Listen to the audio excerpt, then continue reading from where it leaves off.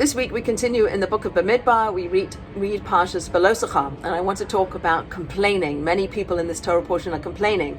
And we start with Aaron and the Levites, who, unlike the tribal leaders that we read about in last week's Torah portion, do not bring any offerings to the tabernacle. And Aaron and the Levites grumble. They want something. They want some service. They want to bring something. And God says, you will light the menorah. That will be what you will do. Then there were people who complained because they were unable to bring the Paschal offering. At the time of the first Paschal offering, they were engaged with the dead. And because of their being in contact with the corpses, they were not ritually pure and they were not able to bring the Paschal offering. And so they grumbled to God, and God says, you'll have a second chance. There'll be a time where you can eat that Paschal offering with the matzah and the bitter herbs. So they're given a second chance.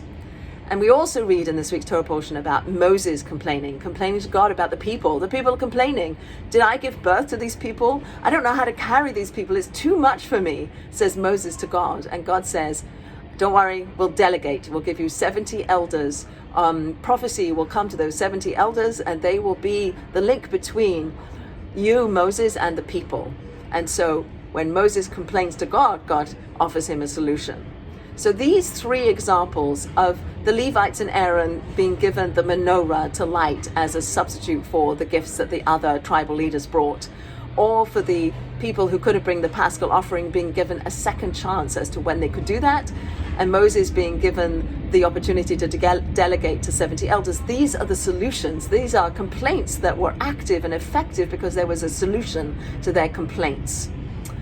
Then we read about Miriam complaining to Aaron about Moses separating from his wife, that Moses, in order to be ready to communicate with God at any moment, separated physically from his wife. And Miriam speaks to Aaron about that. Is she complaining? Is she venting? Is she questioning? What is she doing?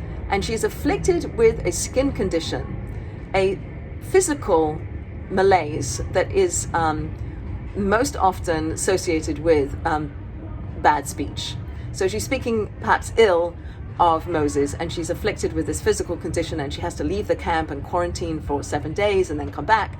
But her complaints to Aaron about Moses were not solution-based. They were just complaining, just perhaps venting.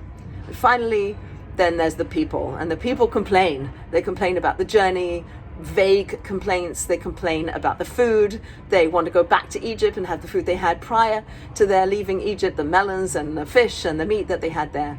And these are general, no solution complaints. So perhaps we should think about, when we complain, are they solution focused or are they not solution focused?